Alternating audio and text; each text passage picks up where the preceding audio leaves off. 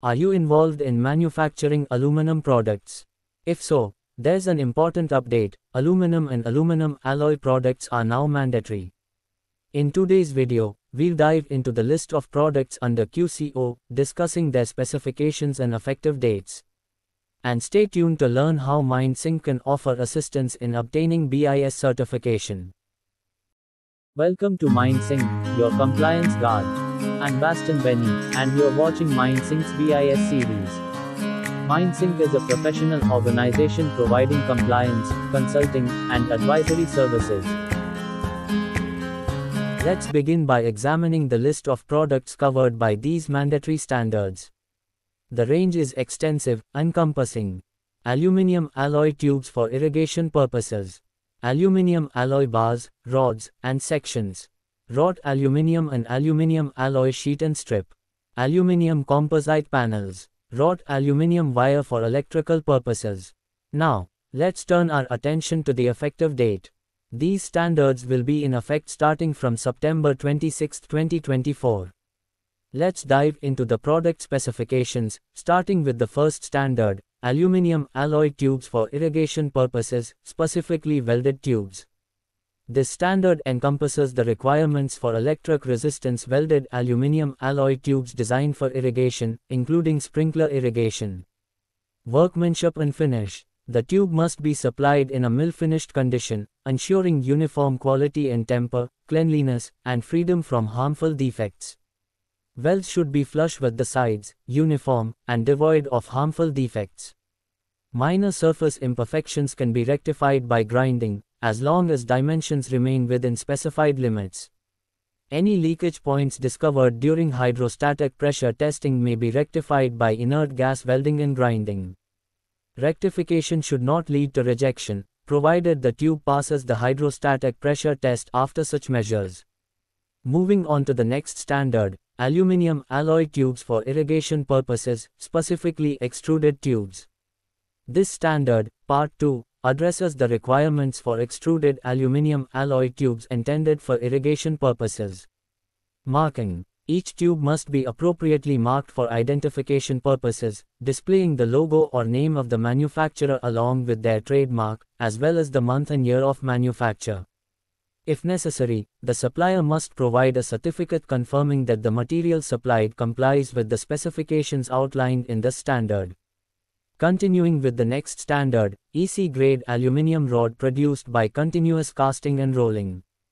This standard outlines the requirements for electrical conductor-grade aluminium redraw rods, ranging from 6.5 mm to 15 mm in nominal diameter.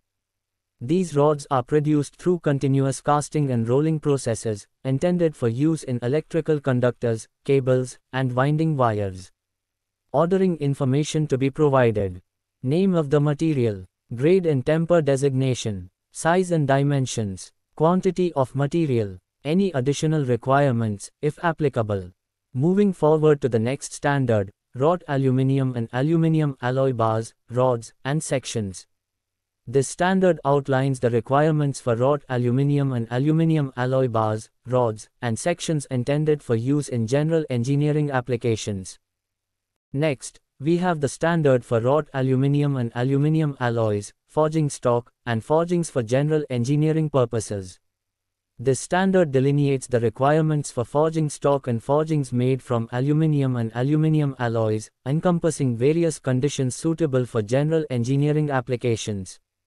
Moving on to the next standard, wrought aluminium and aluminium alloy plate for general engineering purposes. This standard delineates the requirements for wrought aluminium and aluminium alloy plates intended for general engineering applications. Marking. Each package or coil of plates should be appropriately marked for identification purposes.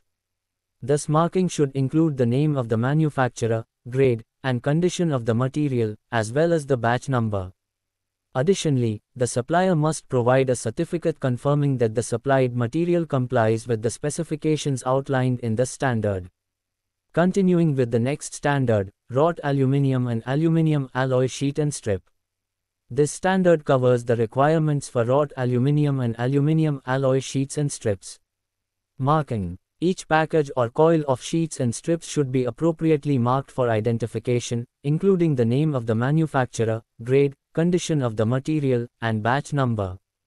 Furthermore, the supplier is obligated to provide a certificate confirming that the material supplied meets the specifications outlined in the standard.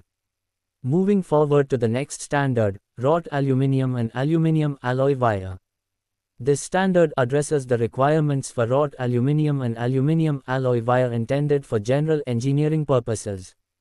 Marking. Wires must be appropriately marked with the following details: indication of the source of manufacture, designation and condition of the material, lot number. Moving on to the next standard, wrought aluminium and aluminium alloy rivet stock.